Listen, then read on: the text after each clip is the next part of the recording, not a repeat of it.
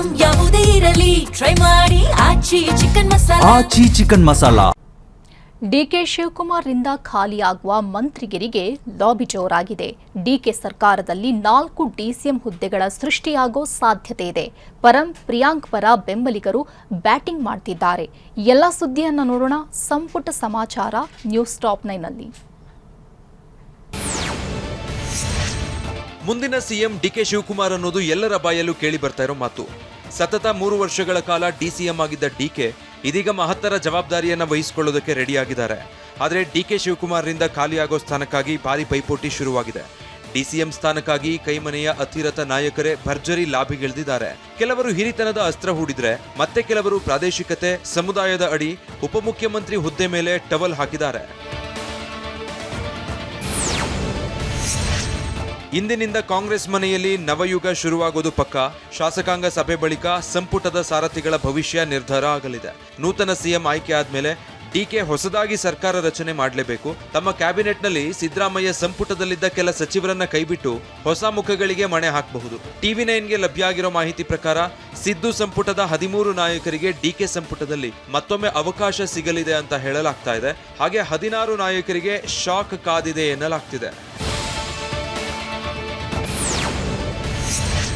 Krishna Byregowda, Priyank Kharge, Satish Jarkiholi, KJ George, Eshwar Khandre, MB Patil, doctor G Parameshwar, HK Patil, Shivaraju Tangadagi, KH Muniyappa, Mankal Vaidya, Santosh Lad, Dinesh Gundu Rao ಸಂಪುಟಕ್ಕೆ ಮರು ಸೇರ್ಪಡೆಯಾಗುವ ವಿಶ್ವಾಸದಲ್ಲಿದ್ದಾರೆ.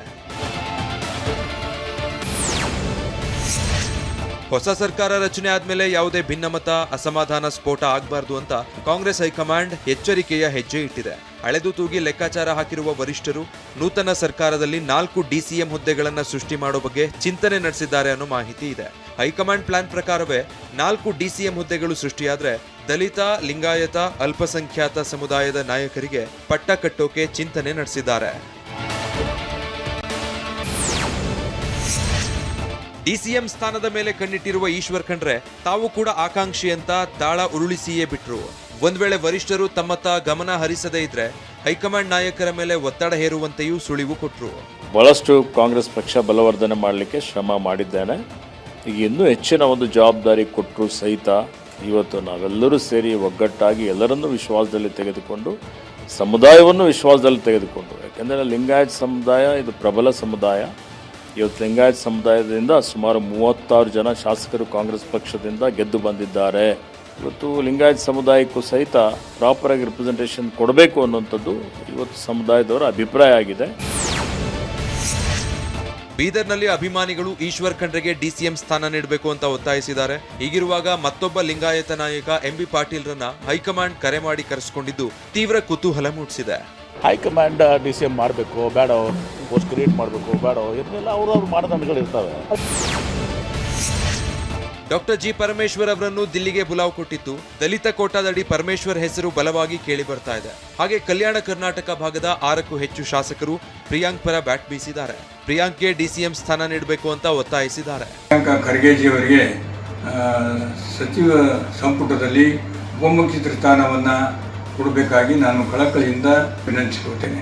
ಯುವ ಕಣ್ಮಣಿಯಾದಂಥ ಪ್ರಿಯಾಂಕ್ ಖರ್ಗೆ ಅವರಿಗೆ ತಾವು ಡೆಪ್ಟಿ ಸಿಎಂ ಮಾಡಬೇಕಂತ ಹೇಳಿ ನಾನು ವಿನಂತಿ ಮಾಡ್ತಾ ಇದ್ದೀನಿ.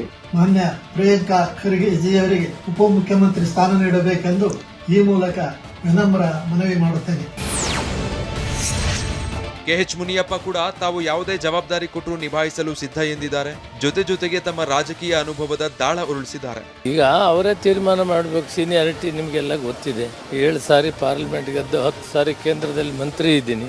ನನ್ನ ಸರ್ವಿಸನ್ನೇ ಯಾವ ರೀತಿ ಅವರು ಉಪಯೋಗಿಸ್ಬೇಕು ಅಂತ ಹೈಕಮಾಂಡು ನಮ್ಮ ನಾಯಕರುಗಳಂತ ನಮ್ಮ ಸಿದ್ದರಾಮಯ್ಯವರು ಮತ್ತು ಶಿವಕುಮಾರ್ ಅವರು ತೀರ್ಮಾನ ಮಾಡ್ತಾರೆ. ಇದು ಡಿಸಿಎಂ ಹುದ್ದೆಗಳ ಕತೆ ಆದ್ರೆ ಕೆಪಿಸಿಸಿ ಅಧ್ಯಕ್ಷ ಗಾದಿ ಮೇಲೆ ಕೂರೋಕೆ ಸತೀಶ್ ಸಜ್ಜಾಗಿದ್ದಾರೆ.